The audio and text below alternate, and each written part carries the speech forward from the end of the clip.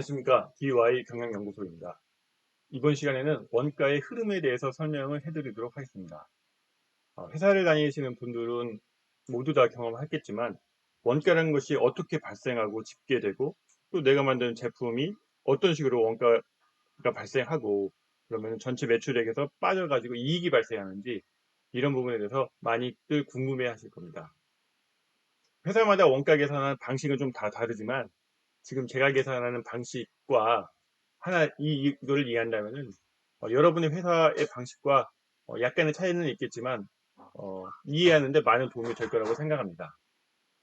제가 여기 표에서 보시면은 비용 발생 집계, 제조원가 명세서, 제품 수불부, 손익계산서, 직접 간접별 경비 집계, 간접률 결정, 제품별 원가 계산, 제품 단위별 원가 계산 하나, 둘, 셋, 넷, 다섯, 여섯, 일곱, 여덟 개 표를 만들었는데요.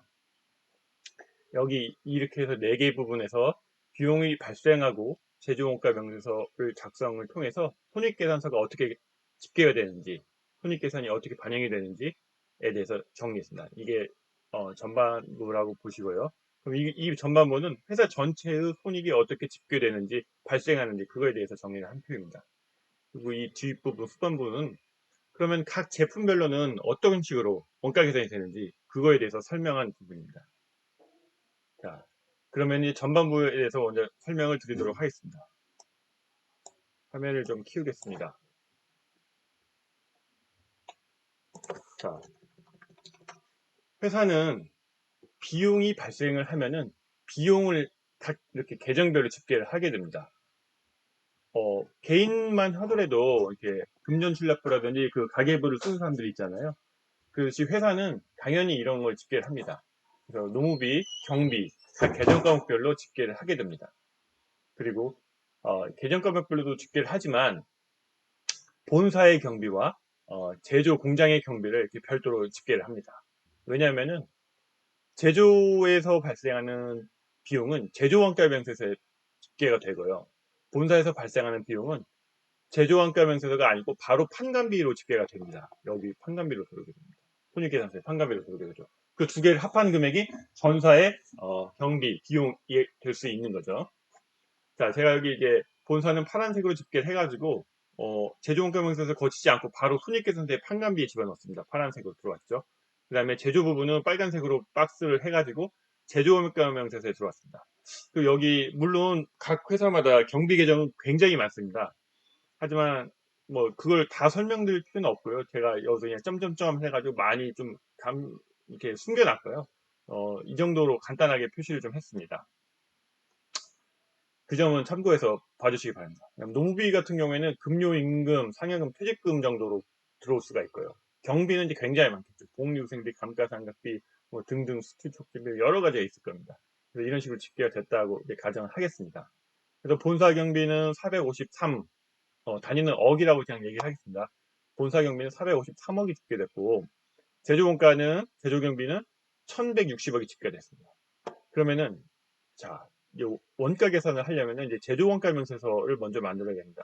이 제조 부분에 발생한 1160을 제조 원가 명세서에 노무비, 경비 항목에다 집어넣습니다. 노무비 780이 그대로 들어왔고 경비 380이 경비 항목으로 들어왔습니다. 제조 원가 명세서라는 것은 제조 원가를 어떻게 만드는지 그 투입이 됐고 어떻게 또 제품으로 들어갔는지 그거에 대해서 나타나는 명세표입니다. 그래서 항목은 원재료비, 노무비, 경비 이런 식으로 구성이 되어 있습니다. 그래서 원재료비는 원료 수불부에 기초 금액이 20억이었고 단기 매입이 2,400억이었고 기말이 만약에 10억이 남았다면은 기초 더하기 2,400 그 다음에 10을 뺀 금액으로 이렇게 수불로 해서 결정이 되게 됩니다. 이거 두 개 더하고 여기서 10을 뺀 것이 2,410억이 되죠. 그래서 단기에 원재료 비용으로 2,410억이 투입됐다고 계산을 해내는 것입니다. 그러면은 원가의 3요소는 원재료, 재료비, 노무비, 경비입니다. 그래서 재료비, 노무비, 경비가 전부 집계가 됐죠. 그래서 세 개를 더한 것이 단기 총 제조 비용이 됩니다. 그래서 단기 총 뭔가를 만드는데 원가의 단기 총 제조 비용이 이 세 개의 합이 자 3,570입니다. 그래서 3,570억이 투입이 됐다라는 것이죠. 그러면은 단기에 투입된 원가는 이제 제공수불부에 들어가게 됩니다. 그러면 제공수불부라는 게 또 있잖아요. 지금 수불부 얘기를 하니까 만약에 회계 쪽에서 근무하시지 않는 분들은 좀 헷갈릴 수 있지만 이 부분은 조금 그냥 어떻게 적당히 들으시면 될 것 같습니다. 그래서 제공 쪽에서도 이제 기초가 있을 테고 이게 이제 단기 수입이 되겠죠. 단기 투입이 되고 또 기말이 있을 겁니다. 그래서 기초와 단기 수입을 더하고 여기서 기말을 뺀 것이 이제 단기 제품 제조원가입니다. 공재고에서 기초가 있고 단기 수입 있고 대부분이 이제 제품으로 넘어가겠죠. 제품이 완성됐으니까. 그 다음에 기말이 나올 겁니다. 그래서 단기에서 완성돼서 나가는 것이 3,570억이 되는 거죠. 단기 제품으로 완성돼서 나간 것은 이제 제품 수불부에 들어가게 됩니다. 여기 제품 수불부에 있죠. 제품 수불부에 3,570억이 수입으로 들어오게 되죠. 그러면은 제품에서도 기초가 얼마가 있었고 단기에 3,570억이 들어왔고 그리고 일부 정상적인 케이스라면 이제 매출이 되겠죠. 그러면 사용이라고 표시했습니다. 사용이 3,270이 됐습니다. 그리고 또 기말이 남았겠죠. 그러면은 사용은 기초 더하기 수입 마이너스 사용으로 해가지고 또 계산해낼 수가 있겠죠.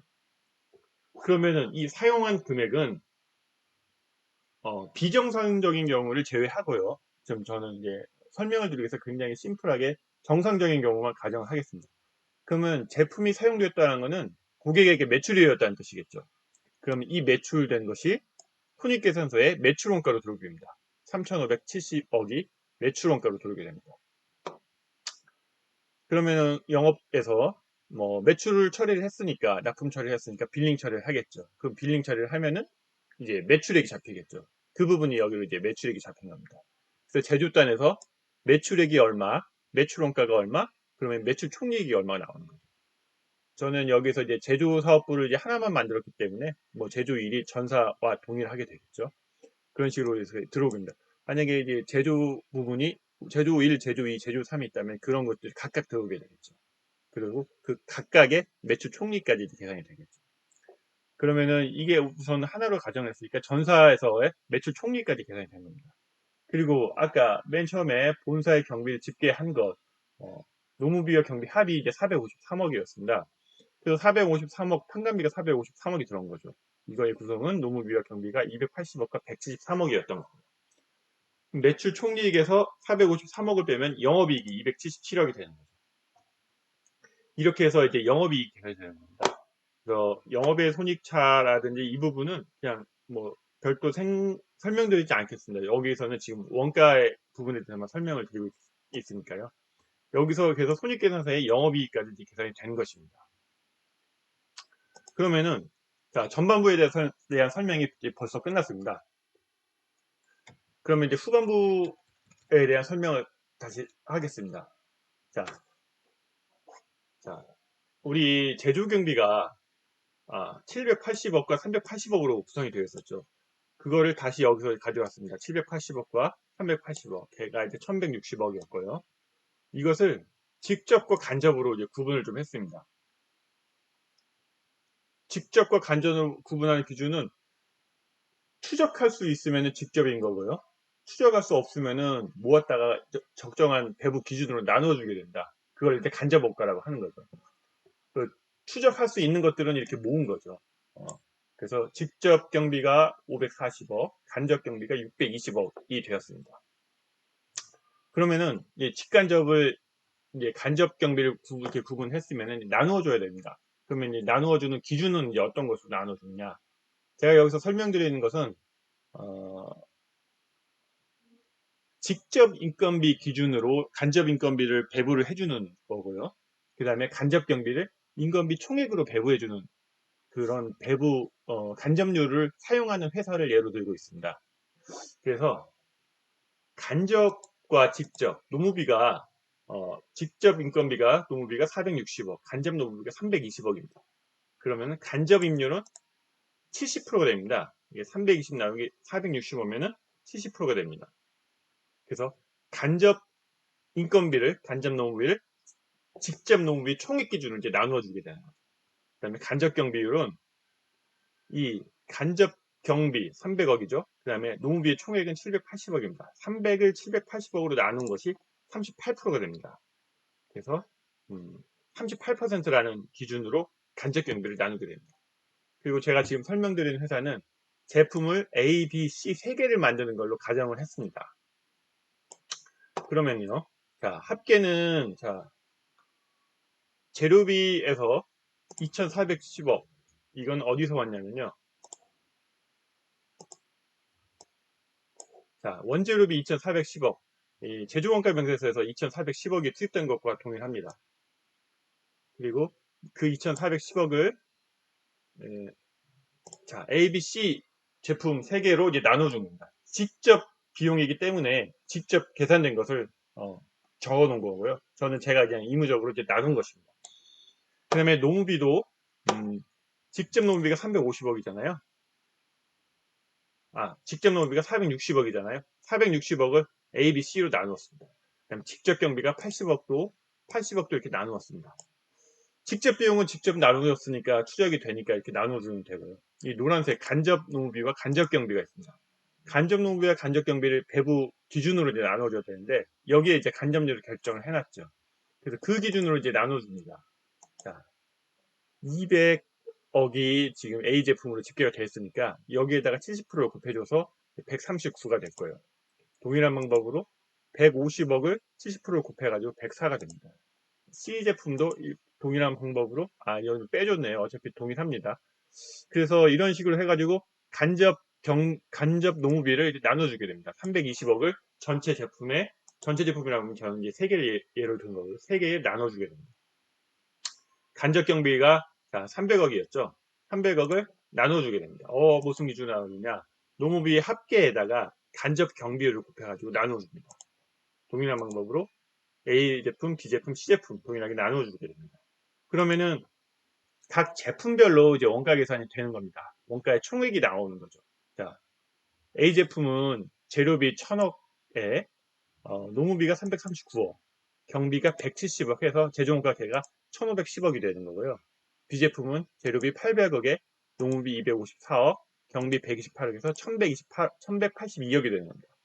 C 제품은 동일한 방법으로 878억이 되는 거고요. 그래서 합계 금액이 3,570억이 되는 거죠. 이 3,570억은 뭐 아까 말씀드렸지만 이 단기 총 제조 비용, 이 제조 원가 명세서의 원재료비, 농업비, 경비의 합계와 동일합니다. 그래서 원가 계산이 3,570억이 각 A 제품, B 제품, C 제품별로 이렇게 되었다라는 계산이 되는 겁니다.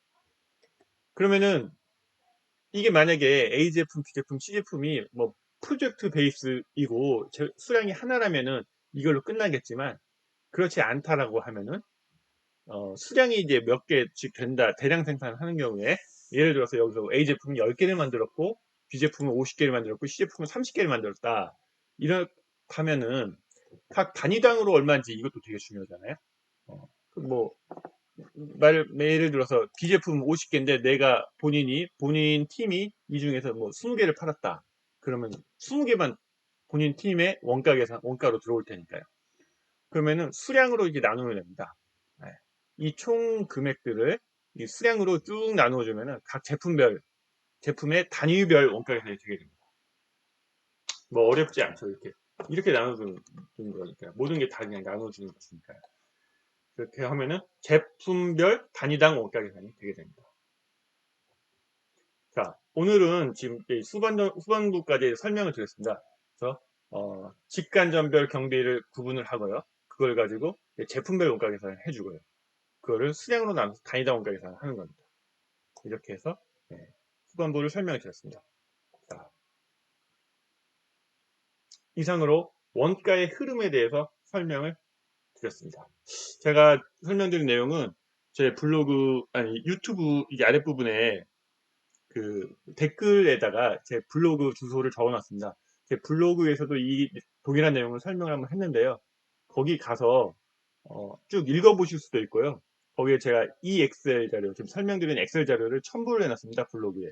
그 블로그에 오셔가지고 이 엑셀 자료를 다운받아서 보시면요. 훨씬 이해가 쉬우실 겁니다. 그렇게 한번 보시면 이해가 많은 도움이 되실 겁니다. 이상으로 이번 강의를 마치도록 하겠습니다. 감사합니다.